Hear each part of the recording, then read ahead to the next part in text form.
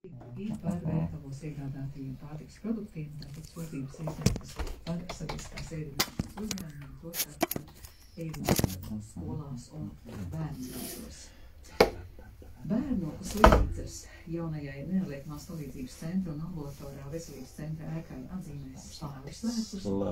Šajā ēkā pacientus sāks uzņemt nākamajā pusē. Kopējais projekta finansējums ir 25 miljoni eiro. Un tā ir Eiropas Savienības nauda. Izskan Latvijas rādio ziņas.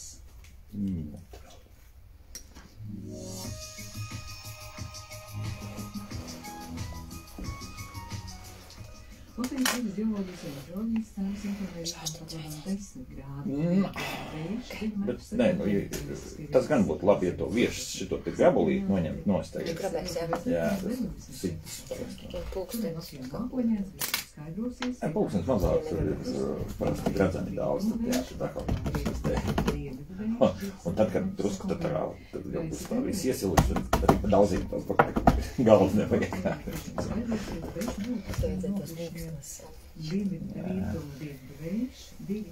Ne, parasti nav tik trāk, bet dažreiz. Tas ir operators. Viņš mums skatās. Klausās, jā, pārsvarā. Tik tu arī nevēcīs, jā. Vai nav arī alpa viņam.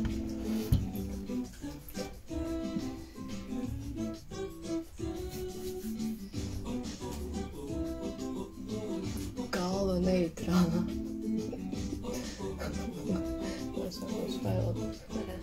Galva dzīve. Jau gada 40. nedēļa un oktobrs klāt. Kā jau nedēļas sākumā pavisam īsts ieskats nākamo 5 dienu raidījumu kā labāk dzīvot tematos. Vai tālākai mikroģenerācijas, jeb saules paneļu uzstādīšanai privātajā sektorā pielikts punkts, un kā tālāk dzīvos tie, kas tās jau uzstādījuši, par to spriedīsim otrdienas raidījumā. Vai izlietot motoreļu šobrīd ir problēma, to noskaidrosim trešdien.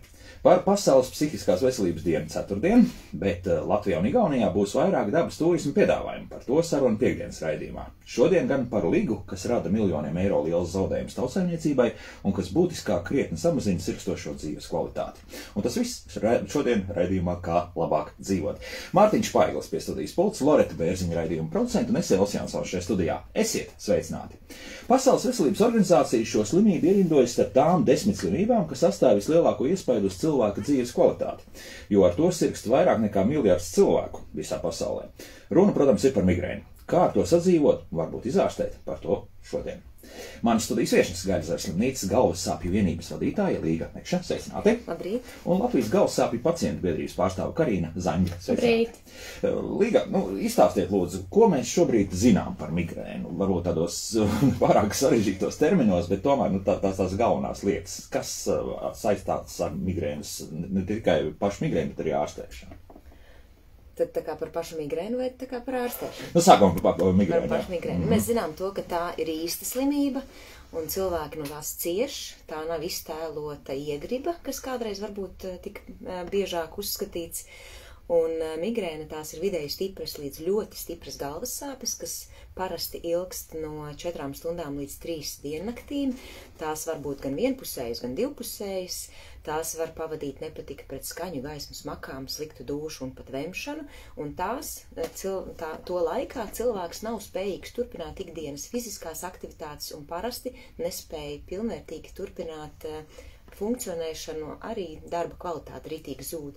Un tas arī ir tas pamats, kāpēc tā ierindojas tieši ekonomiski lielāk, tātad vairāk izmaksā šī slimība, jo cilvēks uz īsu brīdi kļūst darba nespējīgs. Pēc tam viņš atkal darba spējas atgūst ļoti ātri, un starp šiem te slimības simptomiem, starp lēkmēm, ja tās varētu nosaukt, cilvēks ir pilnīgi normāls, pilnīgi vesels. Un tās lēkmi, jo, teiksim, tie intervāli ir visdažādākie. Pilnīgi visdažādākie. Ir cilvēki, kuriem šī migrēna ir hroniskā stadijā, tās ir vairāk kā 15 galvas sāpju dienas mēnesī, un uz augšu, jā, ir cilvēki, kam tā var būt migrēnas lēkme reizi gadā. Viņš zina, ka viņš tad ir pārkāpis režīmu, varbūt neizgulējies un sakrituši darbā dažādas tur likstas, un tāpēc viņam sāp vairāk tajā brīdī.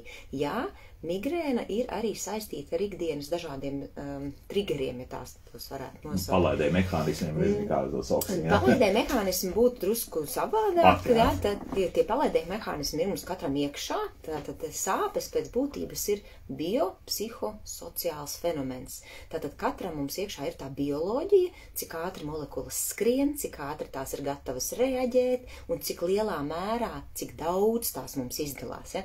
Tātad tā būtu tā sāpju bioloģija. Tad psihe ir tā, kas mums jau reaģē un apstrādā šīs te molekulas, kā mēs esam arī audzināti, kā mūsu vecāki ir ļāvuši mācīties izpaust savas sāpes, ciešanas, kāds ir mums katram pašam savs tas vadmotīvs, kā mēs rīkojamies stresa situācijās. Un visbeidzot, trešais ir tas sociālais, kā tad mēs izpaužam, reaģējam un sadarbojamies tajā sociālajā vidē. Tādēļ sāpes ne tikai iekšējas ciešanas, bet arī ārējas vienmēr būs absolūti individuālas. Un šo te lēkmi, lai gan var tā teikt, pastiprināt iekšējie un ārējie faktori, tie vienmēr būs ļoti grūti izpētām un pierādām. Vai tiešām tas, ka es neizgulējos, bija tas pie vainas, jā. Tātad, neteiksim arī, ka tas būtu sāsināt organismu un mūsu, teiksim, emocionālā stāvokļa reakciju uz kaut ko tā, tā teikt, var vai nevar? Teikt tā, ka smadzenes ir gatavas sāpēt ātrāk un vairāk, un dod viņām tikai iemeslu. Dod tikai iemeslu, jā. Jā. Bet, tad tagad ejam uz to nākamo soli. Kā tad to visu var, teiksim tā, nospiest pats kaut kā, nezinu, ar kaut kādiem autogēniem treniņiem vai kā tam līdzīgi. Tas ir panākams, lai šīs sāpes faktiski mazinātu vai vispār tam nepievērst uzmanību? Jā, brīnišķīgi, tieši tā, jā. Viens no pirmajiem ārstēšanas metodēm ir trenēt, apzināt savas emocijas, ievērot režīmu, vingrot, ēst, dzert ūdeni, gulēt, nepārstrādāties, sabalansēt darbā atpūtas režīmu un psihoemocionāls treniņš. Tādēļ psihoterapija ir numur 1 terapija, jo sāpes ir sajūtas, un jebkuras sāpes mēs varam analizēt, sadalīt un censties vai ierobežot, vai kā citādāk izplatīt, apzināt. Ja? Ne visas var izdzēst, bet katrā gadījumā ar tām var ļoti nozīmīgi strādāt. Cik labi tad mums ar to klājas? Latvijā psihoterapija nav apmaksāta, valsts apmaksāta. Ja? Tad tas ir ļoti šauram pacientu lokam iespējams, tad tikai tie, kas var to paši atļauties.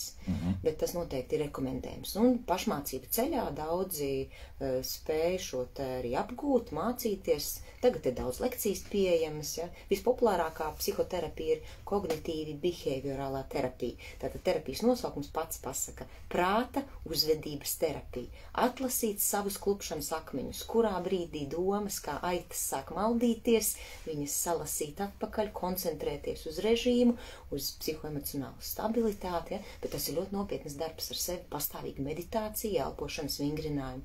Un tikai tad, protams, ir medikamenti, kas arī ir prātīgi jāizvēlas pareizā laikā, pareizā devā, atkarībā no tā, kas katram pacientam ir piemērots, tādēļ tos vislabāk pārunāt ar ārstu vai tajā brīdī farmaceitu, ja tikai aptieka ir pieejama. Tad pareizā sistēma ir tāda no sākuma viss šis un pēc tam tikai medikamenti. Jā, tieši tā, jā. Tad vispirms jāapsēžās, jāpaskatās uz sevi spogulī, vai tu esi izgulējies, paēdis, padzēris, nepārstrādājis, un tikai tad jādomā, vai tev ir kaut kāda briesmīgi kaiti, kas būtu jārastē jau reāli tādiem nikniem medikamentiem, kas varētu vēl vairāk kaitēt ķermenim. Lūk tā, bet arī tā psihoterapijas stigmatizācija par to, ka tagad, ka Dievs, es tagad būšu psihs, tas neuzliek arī kaut kādu bloku visam tam, ka es tur labāk neiešu, mocīšos vai visādi citādi. Tas ir noteikti nenormāli liels stereotips, sabiedrības spiediens, šobrīd vairāk par to runājot, arī es ciešu gan darba izvēles ziņā, gan darba devēja nesapratnē, 2 gadus nespēja atrast darbu, kas rada papildu stresu, tev nav ienākumi, lai tu spētu sevi nodrošināt. Šobrīd, dzerot zāles vairāk kā 20 gadus un neatrodot īsto, esmu aizgājis uz to, ka arī psihoterapija man nav pieejama.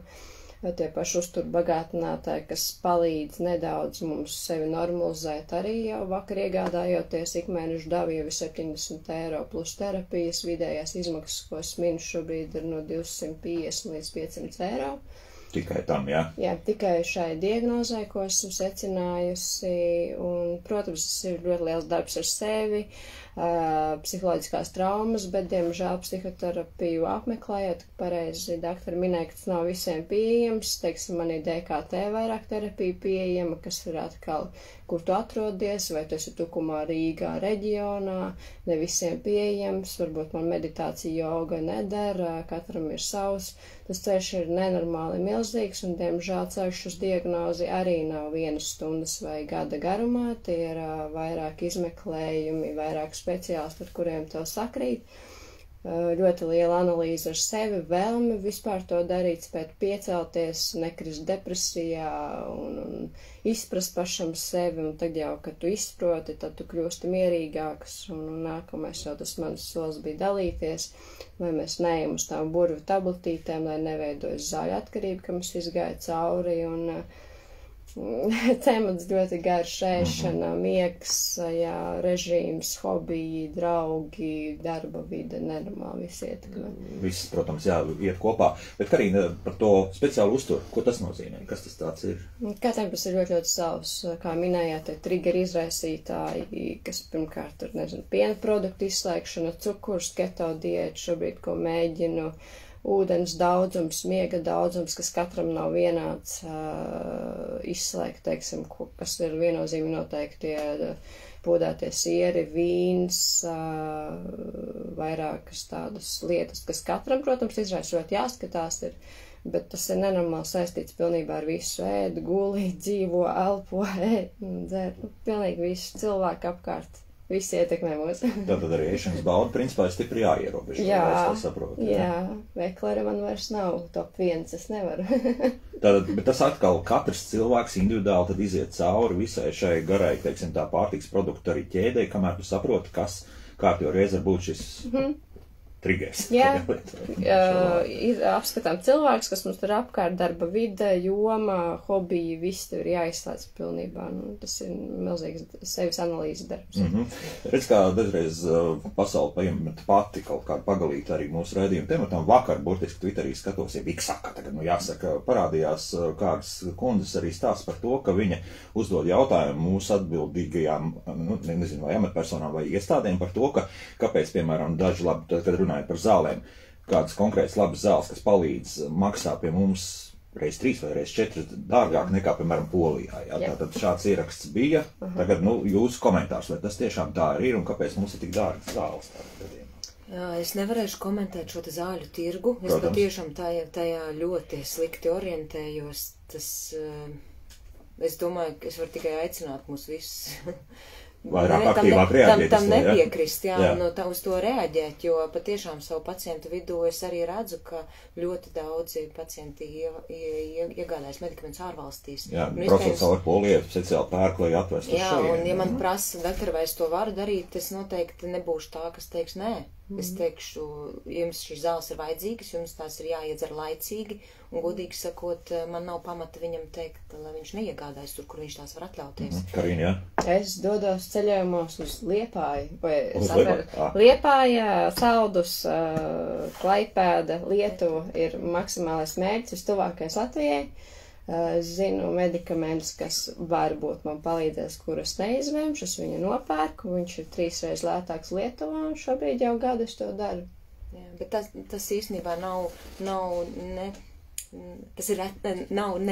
reti, jāsaka. Jā? Tas ir diezgan bieži, un tas kropļo to medikamentu tirgu, līdz ar to arī farmaceiti un varbūt mūsu atbildīgās institūcijas īstenībā neredz to medikamentu patēriņu, un tas ir pieprasījums ir pilnīgi atšķirīgs tam, kāds tas realitātē ir. Šobrīd zāļu aģentūrā un veselības ministrijai nenormāli jāpierāda to, kāpēc tas ir vajadzīgs. Es ļoti daudz diskutēju tieši tas pats farmācijas uzņēmums, tieši to pašu paciņas dabūnu 3 reizes lētāk, bez receptes, bez nekādām problēmām. Es aizbraucu, man atmaksājas degviela 20 eiro no Tukuma. un nopirkt vairumā. Tas ir vienkārši nožēlojumi tādā gadījumā. Kā citādāk to nosaukt? Tas ir viens, jau otrs var vēl sūtīt, un tad ir pacients, kas sūta no ārzemē.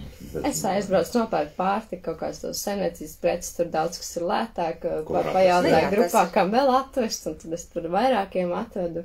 Tas ir mūsu tāds tranzīta ceļš, diemžēl, bet cieši Latvijas ekonomika, bet mēs par to esam runājuši, kāpēc Saeimas komisijās ir tabulas, es arī, diemžēl, neesmu iedziļinājusies, bet es saprotu, ka tas nav ne tikai ražotāja tā pamatsumma, bet tas arī farmācijas izplatītājs, jo, teiksim, Saules aptieka, mana aptieka, Mēnes aptieka arī nedaudz atšķirsies, bet ne tik ļoti.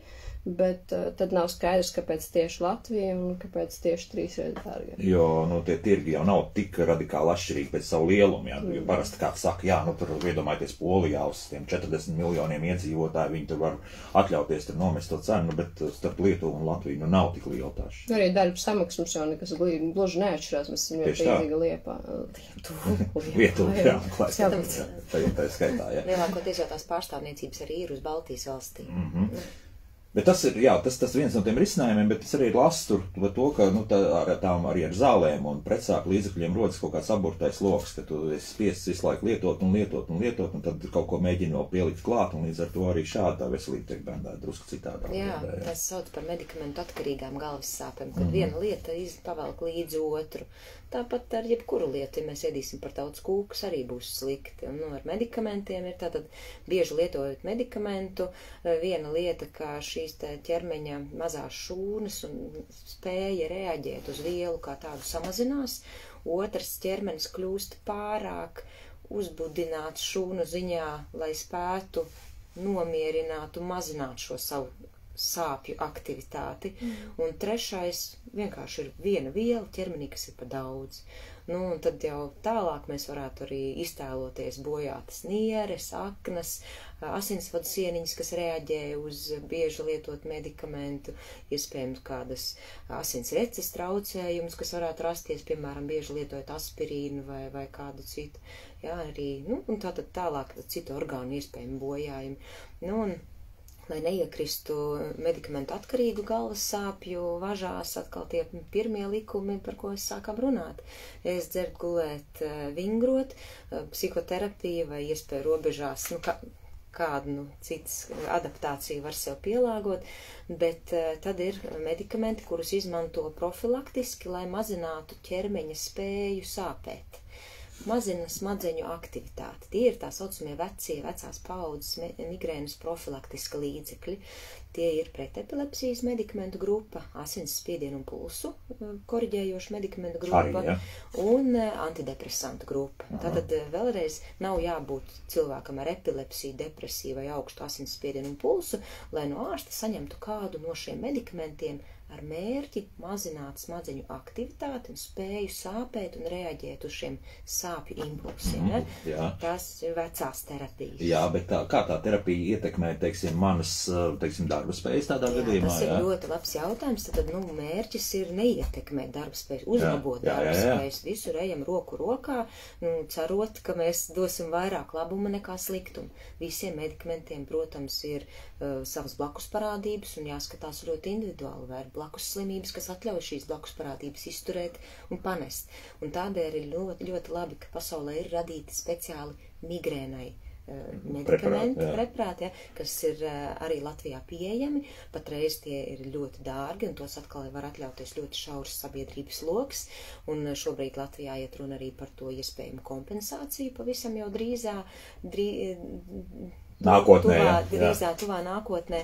Cerams, ka tā būs. Protams, ka tas nebūs arī visiem, tas droši vien būs tiem, kur cieši visvairāk, kā to mēs varēsim novērtēt. Es tev gribēju jautāt, kā to tagad novērtēt. Ministrija palīdzēs atlasīt tos, izstrādāt kopā, un, protams, ar mums galvasavu speciālistiem izstrādāt kritērijus, kuriem tad pacientiem mēs šo varētu piedāvāt, bet Lietuvā, cik man zināms, ir ap 2000 pacientu, kas šo jauno terapiju saņem, un tai, kā reiz blakus parādība, praktiski nav. Cerīgi izklausās, bet tas šobrīd būs vajadzīgi krietni 10 miljoni eiro. Cik mums tās lielas naudiņas tiek prasīts visiem medicīniem, cik maz mēs to saņemam. Tā kā te atkal ir runa nevis par daktariem, kuriem vai gribās ārstēt slimības, bet par cilvēkiem, kuriem vajag šo ārstēšanu saņemt. Un atkal aiz tām Excel tabulām saprast, ka tālāk tā cilvēka dzīves kvalitāte būs, un ja Būs mēs labāk. Karīna atgriežam darba tirgu pilnvērtīgi, tad ir pavisam cits ģimenes lietas. vai ne? dzīvē un darba tirgu, un varbūt 3 un 4 un 5 bērnu māmiņi, kas veiksmīgi strādā, veidoja savu biznesu, jo ir ar augstiem apgriezieniem, ja? Brīnišķīgi, bet tas ir iet runa par veselīgi nodzīvotas dzīves gadiem nākotnē, nevis šodien. Jā. Ja? Un tas ir tas, ko veselīgas dzīves pamatnostādnes veselības ministrijā viņi paredz tā domu uz nākotni, nevis šodien. Šobrīd mēs domājam, valsts institūcijās biežāk par šodienu, nevis par nākotni. Diemžēl lāpām joprojām caurums kaut kādā Bet veidā. tas, es neticu, ka viņi iet katru dienu uz darbu ar domu sabojāt mums dzīvi. Nē, Gan nē, jau, nē. ka viņi domā mērķtiecīgi iespēju robežās labi. Tad, Mums no viens no kādreizējiem Latvijas radio ģenerāldirektoriem kādreiz tā teica, naudas nav un nebūs, jā, apmēram bez tā principa visam notiek vairāk un mazāk. Bet Karīna, vēl runājot arī par to, jā, attiecības ar darba devējiem, tad tās ir sarežģītas. Uzreiz jau faktiski tiek pateikts, ka, jā, ir tāda problēma. Uzreiz atkarībā, protams, kas par to runā un kā runā. Protams, es nevienmēr to uzreiz esmu afišējis, bet, diemžēl, šobrīd ar visu to, ko es daru, un es esmu uzņēmusies, ja es zinu, kas var palīdzēt, es par to runāju. Skaidrs publiski personīgi. Jā, tad ierakstot Googlē man vārdu uzvārdu, aizejot uz darba pārunām, ir tāds Karīna skaidrs. Tātad 23 dienas no mēneša tu darbā nebūs. Es saku, 23 tiešām? Vidējā šobrīd ir atkal vairāk, jo ir mainījies darba ritms, es vairs neesmu kā pašnodarbināta persona, tas arī viss ir ļoti atkarīgs, kā mēs to darām. Par ikdienas zāļu terapijām arī, teiksim, ja nemaldos, tad ir 5 veidi triptāna veidi, no viņiem ir izmēģināti visi, šobrīd man palīdz tikai viens, ja es viņu neizvēmju un atkarībā kāda ir situācija, bet arī ar tiem antidepresantiem, antilepileptiķiem es jūtu to, ka man no vienas tās tabletītes, kas ir lēkmē, man šobrīd līdzi dienā ir 3 dienu deva, un kas atkal palielina izdevumu sastāvu, blaknes, un tas nav, ka tu izdzer tikai to vienu lēkmi, bet tad tu lieto vēl papildus terapijas zāles, kas, manuprāt, tas šobrīd no tā ir prom. Es apzinos, ka viss ir galvā domās, teikšu godīgi veiksmīgi, pirmais mēnesis ir izdzīvots pilnīgi bez zālēm, es sateiksos no antidepresantiem. Antileptiķi man nederēja, asinsspiedienu pazeminātāji man nederēja, jo man ir zemes spiediens kopā ar vegetatīvo distoniju. Tā kā man arī šīs te blakus ikdienas ārstniecības terapijas veidi mainās, un tiek mainīti neirologi, tiek mainītas pārskatītas terapijas, bet es vairāk eju uz peldēšanu, uz tādām lietām, ko es varu darīt ikdienā bez zālēm. Veselīgs dzīvesveids pēc būtības, jā, bet tas kaut kāds rezultāts dod. Jācer, jāmēģina, bet nevienmēr. Bet vieglākais veids, protams, ir nopirkt burvju tabletītes, viņas dzert un iztērēt naudu, bet man vairāk biedējā tās visas blaknes un tas pieredums milzīgi. Jā. Karīna, ja būtu burvju tabletes, tev tiešām viņu uzrakstītu, bet viņas jau nav. Nav. Tas ir tas pamata būtība. Bet vai mums viņu arī vajadzētu lietot visu mūžu? Tas ir attieksmes jautājums. Ir cilvēks, kurš grib, lai viņam ir tā viena lieta, uz ko paļauties reizi pusgadā. Kāpēc nē? Nē, ja katru dienu. Te jau mēs sākam runāt tālāk. Jā, bet kas slikti, vismaz tā atkal, tas ir, es iedevu ar pirkstu debesīs apmēram, jā, skatoties arī caur dažādus zinātniskos pētījumus, kas saistīti ar medicīnu, tad par migrēnu ļoti maz parādās kaut kas. Tas ir tad, ja jūs nemeklējat. Ja nemeklē, jā.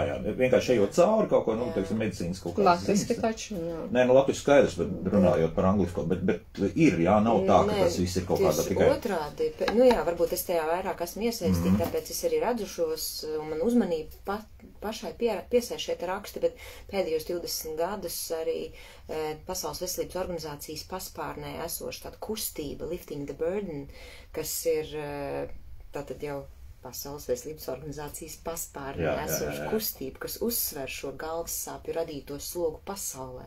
Tas ir miljards, tas ir daudz. Un vairāk kā 11 pasaules valstīs ir nesen veikts pētījums par galvas sāpju radīto slogu. Un daudzās pasaules valstīs šis te konkrēti viena veida pētījums tagad tiek gatavotas publikācijas, kas ir veiktas, vēl nav publicētas, un viņi plāno vēl veikt šo te visu datu tādu kopēju, tādu kā publikāciju, lai varētu, kurš grib viņus analizēt papildus sīkāk, un arī Latvijā mēs esam noslēguši līgumu par šī te pētījuma veikšanu. Tā kā Arī Latvijā mums būs gan statistikas dati, gan sloga dati tuvāko 2 gadu laikā. Un tas būs ļoti interesanti. Tas būs savākt, un pēc tam vēl jāapstrādā vēl kaut kādu brīdi. 2 gadu laikā. 2 gadu laikā būs, jā. Būs, vajadzētu būt, ka janvārī, februārī mums būs jau, tā teikt, svērti, tīri dati, kurus pēc tam analizēsim. Visgrūtākais tas, ko tagad, piemēram, pirms tās medikamentu kompensācijas, ko Veselības ministrija ļoti daudz gadus prasa tieši no pacientu organizācijām un pat neirologiem, vai mums ir kaut kādi pacientu uzskaiti, jo mums tagad ir jāizrēķina un jāprāda pat ekonomiski, kāds IKP sastāvs ir tas, ka, teiksim, darbinieks ņem darba nespējas labs. Mums pašiem pat īstenībā jau ir jāiesniedz skaitļi, diemžēl viņi to nedara, ka mums ir jāpierāda, cik tas valstī atmaksātos, un otrs ir tas, ka mums nav komunikācija šobrīd ar farmācijas firmām, jo tas, kas ir šobrīd, Veselības ministrija noteikusi, cik miljonus viņi ir iesniegusi, viņi ir tiešām pateikusi, ka nākamnedēļ sēde, kad migrēna tiek iekļauta, protams, tikai un atkal noteiktai daļai, kam ir injekcija tips, diemžēl sumatriptāns šobrīd viņi neiekļauj, un par to biedri atkal tā kā bļauj, jo, diemžēl, sumatriptāns ir pirmais, kas ir kā zāļu veids, ko viņi vēlas, un nevienmēr, un ne visi atļausies tās injekcijas, un tā kā visu to pilno paketu mēs nedabonam, bet vienmēr saku, mums vienmēr pirmais punkts ir vispār, ka mēs esam iekļauti, otrais, protams, ir komunikācija pierādījumi, ka mēs pieprasam papildus šos veidus, kas mums vēl palīdz, protams, ir papildu finansējums, bet nu ejam pa solīti, un ka vismaz beidzot mēs esam sadzirdēti un iekļauti. Un tās injekcijas ir dārgas? Tā ir jaunā terapija, kas ir izstrādāta, jā, monoklonālas antivielas, tā migrēnas ceļš, tas, kā tā migrēna notiek galvas smadzenēs, ir izpētīta tik tālu, ka ir atrasts viens receptors, kuru aizvarot ciet, ir iespējams lielai daļai cilvēku apturēt šo sāpju ciklu. Cik vienkārši, vai ne? Jā, bet, nu, protams, paliek tā daļa cilvēku, kuri nereaģē uz šiem zālēm, un tā vienalga ir diezgan liela daļa. Tātad tiem cilvēkiem šis migrēnas process notiek savādāk. Un tie citi mehānismi tiek pētīti lielajās pasaules valstīs, tiek jaunās zāles turpināts izstrādāt. Ja? Jāmin, ka šīs molekulas, kas šodien ir pieejams arī Latvijā, viņas ir pētītas 75 gadus. Ja es nemaldos, tās cena arī atšķirās. Tā kā man viens pacients raksta 320 eiro, citam tur ir 150. Diemžēl tās injekciju cenas arī ir. No mēneša mainoties sezonām, tas ir atkarīgs arī no lieltirgotavas uzcenojuma, tās ir atkal tādas tirgus. Sezonāli, kas tur mainās? Sezonāli vienkārši noslēgtie līgumi var iespējams, jā, jo tās ir dažādas aptiekas, dažādas lieltirgotavas. Es nedomāju, ka to mēs vispār varam kaut kā analizēt, tie būtu finansistu jautājumu. Nu jā. Laiks mūzikai, pēc mūzikas sāksim lasīt arī radioklausītāju sasūtītos jautājumus. To ir daudz un atbildēsim arī uz elementārām lietām, bet ir jāatbild arī uz tādām. Būsim atpakaļ pēc gandrīz 4 minūtēm. Var runāt? Jā. Katrīna, par to, ka asinsspiediena zāles tev nav piemērojams, jo tev jau ir zems asinsspiediens. Šo es dzirdu ļoti, ļoti bieži. Bet pirmās līnijas medikamenti migrēnas ārstēšanai arī 6-gadīgam bērnam ir asinsspiediena pulsu koriģējoši medikamenti. Pat ja viņiem, redzi, kad tu saki, man nepalīdz vai man nav piemēroti, tās ir divas dažādas lietas. Tu saki, man viņi nepalīdz, jo man jau ir zems asinsspiediens. Tas tā nestrādā. Bet viņš neizlīdzina. Nē, neiet runa par asinsspiedienu izlīdzināšanu. Es vienkārši gribu, lai tu saproti. Medikaments izmaina smadzeņu aktivitāti. Un tas ir tas, kas mums vajadzīgs. Bet viņš vai nu palēnās vai pasinās, Nē. Mēs ceram, ka tas asinsspiediens nemainīsies. Tāpēc tās, ja tev norēģē vairāk nekā vajag, viņš nav piemērots, jo tev blakus parādības no viņa. Bet parasti šīs medikamenta devas ir tik nelielas, ka mēs ceram, ka tas asinsspiediens netiks mainīts. Ja? Un pat ļoti mazam bērnam ar migrēnu, smagu migrēnu, pirmās izvēles medikamenti būs asinsspiediena pulsu koriģējoši medikamenti. Tādēļ, ka tie ir vismazākās blaknes. Tie netraucē mācīties. Jāpamaina vienkārši tas medikaments. Tur mēģina pielasīt citu no asinsspiediena pulsu koriģējošiem, bet tādēļ, ka ar viņu nav jāizvērtas no grūtniecības. Bet nav tas risks, kad viņš ietekmē vispārējo sirdsdarbību, piemēram, 6-gadīgam bērnam izraksta sirdsdarbību koriģējoši. Bet tagad tu iedomājies, tavam 6-gadīgam bērnam izraksta antidepresantu. Nē, viņš redzēs viennozīmīgi. Nu redzi, nākamais tavam 6-gadīgam bērnam izraksta pretepileptiķi, kas viņam vispār traucēs mācīties iespējams. mēs atgriežamies pie, redzi, mēs atgriežamies pie pirmās grupas. Ka vispār zāsnēja? Nē, Karina, nesaki to lūdzu, ka man viņš nepalīdzēja, jo man mazais spiediens. Tas ir divas dažādas lietas. Nepalīdzēja, un es reaģēju uz zālēm tā, ka man viņas nederēja. Tas ir kaut kas cits. Nē, es beigi cenšos, to savu pieredzi. Jo tas, medicīnā nelēma. Nē, vienkārši, un tas ir tāda pilnīgi klasisks standarts, ko arī cilvēkiem es mēģinu skaidrot vizītēs, jo tas ir, tu liekas kā, bet man taču nav augsts spiediens, jā, nav, bet mēs jau nedodam dēļ spiedienu. Mēs dodam dēļ tā, lai mainītos nedaudz tas reakciju uz galvu.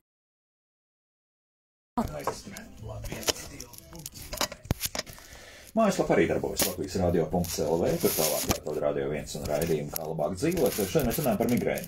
Pirmo reizi mēs par to runājam, bet šeit studijā Gaļas ar slimības galvasāpju vienības vadītāja Līga Rupšņa, un kā izrādās, šādu vienību ir tikai vienīgi pie jums.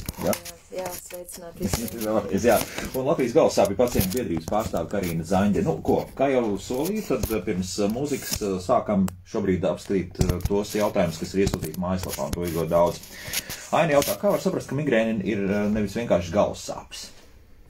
Tā auras veidošanās no sākuma? Nē, tas ir arī mīts. Ne visas galvassāpes ne visas migrēnas ir ar auru. Respektīvi, tiem, kas nezin, kas ir aura.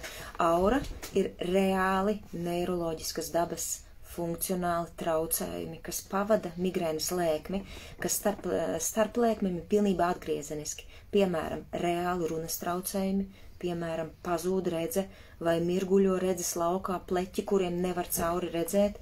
Tā var būt arī tuneļa redze, kāds diedziņš, kas mirguļo, bet parasti tie ir reāli simptomi, 5 līdz 60 minūtes, ar lēkmi, pirms lēkmes, stundu pirms lēkmes, kaut kādā sakritībā, kas starp lēkmēm ir pilnībā atgriezeniski. Un ne visiem pacientiem tie ir, bet, kad tas atkārtojas jau 4., 5., 7. reizi, pacients pazīst. Un viņš saka, jā, man ir aura, es zinu, kurā brīdī man tūlīt būs galvas sāpes. Un šāda aura ir tikai ap 30% cilvēku, un tad tā tiek dēvēta par klasisku migrēnu, jo viņi tiek pasaulē atpazīti, jā, ir šī aura, ir sāpes. Kā jau es teicu, spēcīgas, vienpusējs, divpusējs, nepatikas skaņgaismas makām, sliktu dušu, varbūt vemšanu. Kā atpazīt parastas galvas sāpes no migrēnas? Parasti tiek uzskatīts šīs saspringuma tipa galvas sāpes, kad es noguru, pārstrādājos, izgāja ārā, izvingrojos, palika vieglā, galva noskaidrojās. Tas 3 zaru nervs, Nē, tas ir kaut kas cits, tas ir, tur neiesim šodien, par to mēs varam citreiz parunāt, bet saspringuma tipa, vienkārši sasprinds, pleci savilkti, slikti veidinātas telpas, izēju ārā, izvingrojos, paliek labi, galva noskaidrojās un eju tālāk mājās darīt savus darbiņus. Parastajām galvassāpēm, šīm te saspringuma tipa galvassāpēm, no kurām cieši ap 60% cilvēku, tad praktiski katram otram no mums ir bijušas, tās var turpināt ikdienas fiziskās aktivitātes, tātad kāpt pa trepēm, papurināt galvu, aiziet uz toleti, nesagādās papildus sāpes. No sliktajā gadījumā to pretsāpu līdzekli arī iedzerot,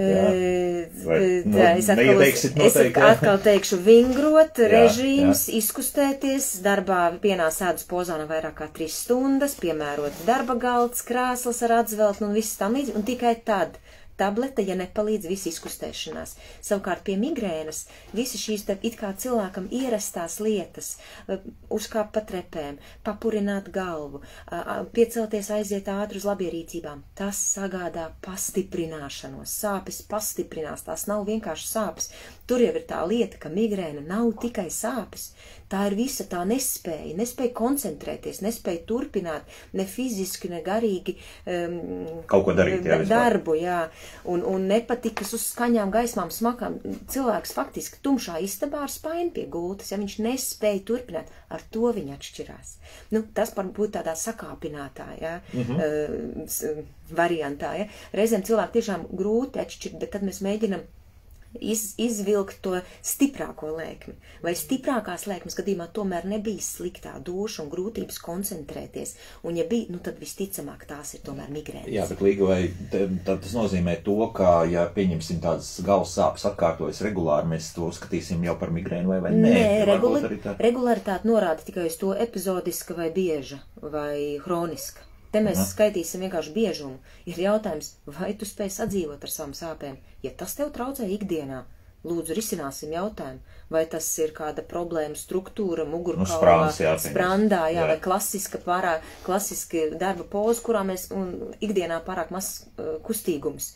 Faktiski karodās varētu daudz ko atrasināt. Nē, fizioterapeits un pašdisciplīna. Tad nav jāmeklē ne neirologs, ne speciāli kaut kāds ārsts, ģimenes ārsts, pats apskaties spoguli, ka johaidī ir jāpieceļās un jāpavingro. Pavisam vienkārši, jā, ja ir sāpes un ja redz, ka ar to netiec galā ievērojot režīmu, tad ir jāmeklē speciālista palīdzība. Bet, protams, pie noteikuma, ka nav citu saslimšanu. Bet, ja ir kādas bažas, ģimenes ārsts būs pirmais, ar ko runāt. Jā, diemžēl šī negatīvā pieredze, ka ģimenes ārstam maz laiciņa un visa aizņemtība, bet es arī godīgi teikšu, sabiedrība noliedz sāpes kā nopietnu slimību. Un skrienot ārā pa durvīm, vispār, doktor, man vēl ir galvas sāpes, ko tad vizīte jau ir beigusies, tad ej. Sabiedrība noliedz savu individu vai pats indivīds noliedz? Pats indivīds noliedz savas sāpes, jo viņiem vienmēr atskrien pie ārsta pēc zīmes, atskrien, jo bērns ir apslims, atskrien pēc vīrmātes receptēm, par savām galvas sāpēm, tikai ejot jau ārā pa durvīm, pasaka vispār man sāp galva. Ģimenes ārsts jau ir izrakstījis 10 papīrus, 10 zīmes atvērs, 10 aizvērs, viņam vairs 15 minūtēs laika nav. Nozīmē laiku sev un atnāc parunāt par sevi. Un arī 15 minūtes tikai par savu vienu simptomu var parunāt par rokas sāpēm, galvas sāpēm, acis sāpēm. Un arī tas būs nozīmīgi. Tad jāsāk ar pašu individu. Un spēj uzdot šos jautājumus, ģimenes ārstam. Ko man darīt? Primāri. Jā, man sāp galva vienreiz nedēļā, 2 reizes man tas traucē. Un es neticu, ka ģimenes ārsts pateiks, tas ir sīkums. Ja. Es arī gribētu tā domāt, ka tas tā nenotiks. Ai jautā, vai migrēna pārmantojas kaut kādā veidā? Jā, tas tā noteikti varētu būt. Ja mamma ir, tad viņi tieši jautā, vai varētu būt arī. Viens ļoti interesants tāds filozofisks skatījums uz šo te pārmantotību ir spēja un paradumi paust sāpes, un interesanti arī paradums paust nepieciešamību pēc vientulības. Piemēram, bērns iemācās, ka tad, kad mammai sāp galva, visi viņu liek mierā un neliek viņiem mazgāt traukus vai nezinu, vest bērnus uz dārziņu, apmeklēt futbola spēli. Un bērns iemācās teikt, man sāp galva tādēļ, lai paliktu viens mierīgs savā istabā. Bet tas jau psihosomātisks lietas? Nē, tas ir tā. Galva vispār īstenībā nevienkārši nesāp, jā? Vai tomēr sāk sāpēt? Sāpes ir sajūtas. Tās ir sajūtas, kuras mēs varam piedēvēt visdažādākajām savām ķermeniskajām izjūtām. Ja es esmu noguris, un varbūt šobrīd es aprakstītu to kā tādu miglainu noguruma sajūtu, un es zinu, ka man ir jāpaliek vienam, jāizguļās. Varbūt es to nosaucu, man vienkārši sāp, atstājiet man vienu. Es pamodīšos labāk ar stāvokli izgulējusies. Un pieaugušā vecumā šī sajūta nepāriet? Nē. Vienkārši tās nav tipiskas migrēnas, tās ir cilvēka interpretācija par to, kas sāp un kā sāp. Cik interesanti. Jā, ka tā var būt tikai bērna interpretācija par sajūtām, par to, kā viņš reaģē šajā. Ļaujiet man palikt vienam. Jā, ļaujiet man. Tas ir, es saku vienkārši šī filozofiskā pieeja sāpēm kā tādām. Ja? Bet ir pierādīti vairāk kā 45 gēni, kas mantojas, kas varētu būt saistīti ar migrēnu. Bet saprotu, kur nozīmē 45 gēni. To ir tik daudz, ka tas vairs nav mērķiecīgi tos testēt, jo migrēna ir 15–20% populācijas. Tas ir tieši tik daudz. Ja tas būtu 1 vai 2 gēni, mēs varētu meklēt, testēt, bet kad tas ir tik daudz un šīs variācijas bērniņiem katram ir jaunas un jaunas un jaunas. Runājot par bērniem, Iveta jautā, Ivita viņa raksta, jā, varētu būt arī Ivita. Labdien, esmu migrēnas pacienta ar 9 gadus vecu meitu. Vai bērniem migrēna var būt jau agrīnā vecumā, kā rīkoties, ir aizdoms par lēkmi? Tagad runājot tieši par šo situāciju, ko mēs aprakstījām. Bērniem migrēnas noteikti var būt jau ļoti agrīnā vecumā. Biežāk bērnu migrēnas maskējās zem citiem sindromiem. Tie var būt cikliski vemšanas sindromi, vēdera sāpes, un migrēnas bērniem var būt ļoti īsas lēkmes. Un reizēm vecāki un skolotāji tās neganti neievēro, vai bērnam pārmet, ka viņš tēlo, vai vēlas izvairīties no eksāmeniem vai kādām svarīgām satraucošām situācijām. Jo tad tās drīzākais ir parādās, vai ne? Jo tieši tā, jo tie ir bērnam satraucoši mirkļi, kuros viņa emocionalitāte nenobriedusī personība nevar ļaut viņam saglabāt mieru un stabilitāti. Kā rīkoties? Pirmkārt ar ģimenes ārstu jāizrunā, jo migrēna agrā vecumā noteikti ir jāizmeklē pie bērnu neirologa. Tas būtu rekomendējums, ir šis viens no sarkaniem karogiem zem 18 gadiem un virs 50 gadiem, kad vēlams ir konsultēties tomēr ar neirologu, lai novērtētu, ka bērniņam viss ir kārtībā un ārstēt lēkmi, tā kā iesaka ģimenes ārsts un neirologs. Parasti tie būs vienkāršie pretsāpju līdzekļi, ja tā lēkme ir pietiekami gara. Bet, kā es minēju, bērnu lēkmes parasti ir ļoti īsas. Un īsas tas ir cik minūti, 2, 3? Nē, līdz stundai. Līdz stundai. Bet, ja medikaments iedarbojas tikai stundas, 2 laikā, tad kāda jēga viņam dot tās zāles, Tādēļ bieži vien bērnu medikamenti ir šķīstoši, varbūt tie ir ieelpojami, mutē šķīstoši. Ir arī speciāli medikamenti tieši migrēnai radīti Latvijā, kas pieejami jau pat no 6 gadu vecuma. Un tas ir jājautā ģimenes ārstam, un viņš noteikti nosūtīs pie neirologa izrunāt. Tas ir nopietni. Jā, tad tas pirmais ir konstatēt. Jā, apzināties, ka tā var būt. Jā, tālāk sagatavoties pēc būtības, ka uz skolu jānes līdzi arī šīs ātri šķīstošās, tabletes. Zini, 9-gadīgam bērnam varbūt nē. Ir jāsaprot, cik bērniņš ir gatavs pats iesaistīties savā veselības novērtēšanā. Varbūt 9-gadīgam bērnam klases audzinātājai es visu izstāstītu, jo pieaudzis cilvēks, kas ikdienā ir kopā ar bērnu. 9 gadi tā ir 2. vai 3. klasība. Tas nozīmē, ka viņiem vēl ir pastāvīgi viena audzinātāja ikdienā. Un tātad es ar skolas medmāsu to runātu, ar skolas audzinātāju un ar neirologu ģimenes ārstu izrunātu. Kāpēc tomēr bērnam to nevar uzticēt pašam? Es nesaku, ka nevar, ir jāsaprot, cik ļoti bērns ir pats gatavs iesaistīties. Ziņā, jo 9 gadi, nobriedusi personība, vai tas ir puika vai meitene, vai viņam ir arī cik ļoti, varbūt viņš ir sociāli aktīvs, vai cik ļoti mācībās veicas vai neveicas, vai tiešām kādā brīdī neieslīgs šī te, izmantošana arī papildus, jo tas mēs visi esam tam pakļauti, šī te ieguvums no slimības, tas tā vienmēr var būt, un lai to saprastu pietiekam nopietni, ka arī par daudz medikamenti ir slikti, un ierobežot elektriskās ierīces, elektroniskās ekrāna ierīces. Tas ir pirmais. 2. fiziskās aktivitātes, miega režīms, izslēgt saldinātos dzērienus, Vispirms iesaistās ģimene. Un kas tad limonādē vainas ir? Cukurs. Un cukurs tālāk, ko viņš tas nodara. Jā, un arī šīs te fantas, spraiti un vispārējais, tomēr tās var radīt arī atkarību bērniem. Un tas kaut kādā veidā iespēja arī uz migrēnu. Jā, tas noteikti var atstāt iespēju. Redz. Rita, protams, jautā par auru bez migrēnas, jeb redzes migrēna, kā samazināt atkārtošanās epizodes, mēs drusciņā minējām. Drusciņi minējām, bet vēlreiz tā būs ikdienas režīms fiziskās aktivitātes, bet ja tās ir tikai izolētas redzes auras, noteikti jābūt acu ārsta uzraudzībā, jo tas var arī imitēt dažādus redzes traucējumus, un ja tās jau ir varbūt cilvēks jau gados, tad noteikti tā acu ārsta jākonsultējās, bet parasti tie ir pret epilepsijas grupas medikamenti, jo aura ir elektriska smadzeņu aktivitāte, kas traucē asinsriti reālajā laikā. Un ja tā patiešām ir aura, tad tie parasti ir pret epilepsijas medikamenti, kas jālieto profilaktiski. Un tad viņi drusku labāk pavalk tur tas visu vaļā. Mazina aktivitāti, un līdz ar to tad nav šī te redzes traucējumi. Tāds tādu interesantu jautājumu uzdod par botoks injekciju lietošanu migrēnas ārstēšanā. Labs jautājums.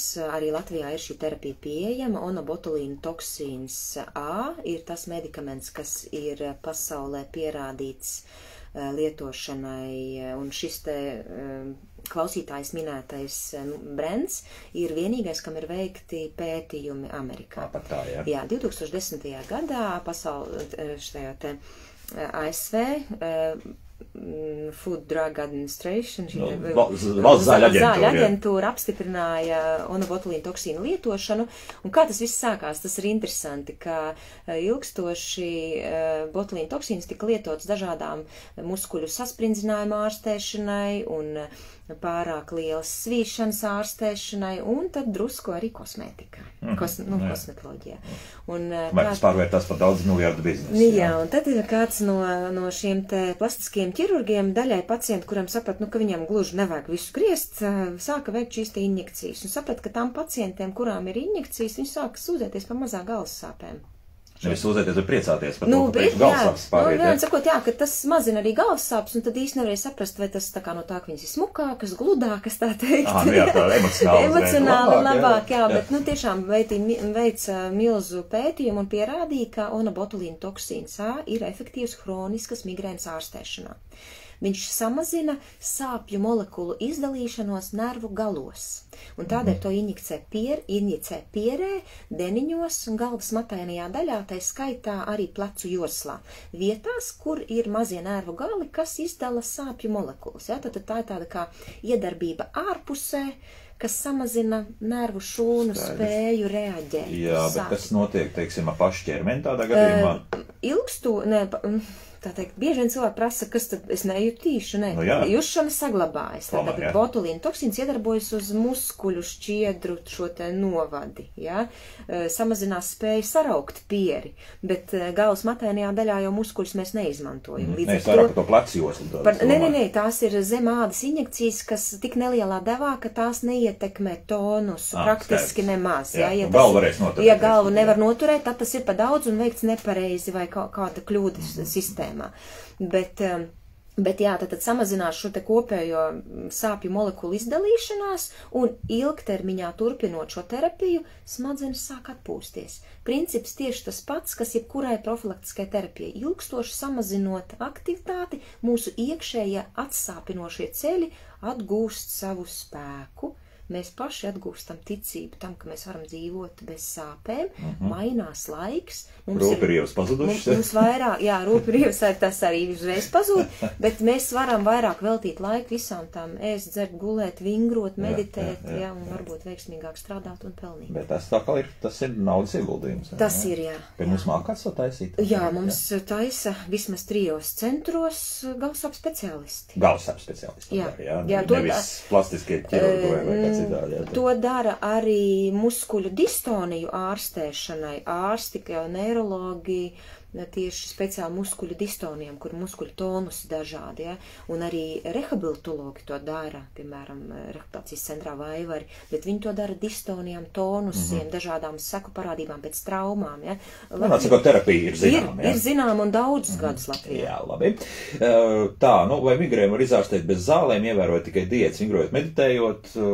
Šeit Karīna nevar laikam, jā, un visu mūžu būs jāsadzīvo, tad arī tās brīnuma zāles būs tās, kuras būs jālieto tad visu laiku, jā. Migrēna iet ar viļņiem. Viņai ir savi pāsinājumi un savas mierīgie periodi pilnīgi bez iemesla. Varbūt cilvēks visgodīgākais pasaulē, pilnīgi visus režīmus ievērot, bet vienalga uznāks tiktais periods. Un tikai tad, ja šis periods būs ilgāk par 3 mēnešiem, mēs sāksim lietot profilaktiskos medikamentus, jo katrai slimībai ir savi sāsinājumi un savas labie periodi. Vēl viens jautājums, vai tā ir tiešām sieviešu slimība no mājaslapas, Andrijas jautājuma, vai vīrieši? Slimo arī vīrieši, jā. Bet tipiski vīrieši ir, mūsu sabiedrībā vīrietim tiek piedāvāta, kā saimnieka loma, stiprā dzimuma loma, viņam ir jābūt darbā, jāpelna, jāuztur ģimeni, viņam sāpēt vispār nevar. Kā tad vīrietis vispār var izturēt? Viņi vispār sakož zobus uz priekšu, tāpēc vīrieši ir daudz augstākā, krietni augstākā riskā medikamentu atkarīgām galvasāpēm, jo manā kabinetā ienāk vīrietis, viņš klasiski jau ir atkarīgs no medikamentiem. Pretsāpju, jā, viņam ir ļoti smagas migrēnas, tas ir tāds jau ļoti bieži. Nomocīts, jā. Un viņi ir parasti pārstrādājušies ar ļoti skaistu fasādi, sakopušies. Viņš dara visu, lai tēlotu, ka viņam viss dzīvē ir labi. Bet īstenībā tā iekšā pasaule ļoti nomocījusies. Un vīrieši ir 3 reizes retāk slimo ar migrēnu nekā sievietes. Viņi ir ļoti emocionāls teikt, tas, ka viņiem ļoti tas traucē, varbūt negluži varbūt status, es pat teikt, arī vienkāršākais pārdevējs mākā vīrietis var slimot no migrēnas.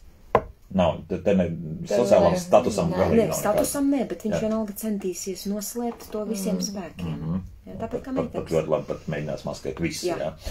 Tā, Reko Ervīns mums uzrakstīs, tieši Ervīns raksta, runājot par migrēnas zāļu cenām Latvijā izplatītākais ir attiecīgais tātad medikaments 30 €, 6 tabletes, citās valstīs Eģiptē, Turcijā ir cits tripānu grupas medikamenti, un tie maksā 3 €, 6 tabletes.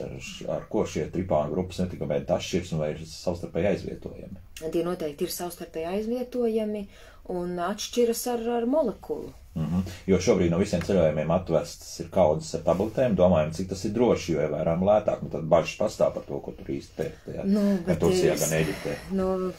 Tāpēc pastāv Eiropas Savienība ar savām regulām, lai mēs tās robežās varētu iegādāties kaut kādām regulām atbilstošus pārtikas produktus, peldēties pludmalēs ar noteikti standarta aprīkojumu. Cīniski runāt, jau tirgus aizsardzība arī notiek. Tieši tā, un tāpēc arī gan tirgus aizsardzība, gan šī farmācijas biznesa aizsardzība, bet ārpus Eiropas Savienības valstīm, ja jūs uzticieties šīs valsts standartiem, tad iegādājieties tur medikamentus. Nevajadzētu būt, ka šī valsts apzināti kaitē saviem iedzīvotājiem. Un šī aktīvā viela, te arī tāds jautājums mājaslapā, cik tā atstāja iespaidu uz organismu arī uz tām pašām nierēm un nezinu, aknā vai kā citādi. Nav neviena veselīga medikamenta. Tā nebūs, jā? Jā, tā nebūs, jā, bet viss ir jautājums par devām, lietošanas biežumu un blakus saslimšanām. Katram medikamentam ir savs metabolizēšanās, ir pārstrādes laiks un sava vieta, un cits izdalās caur nierēm, cits caur aknām.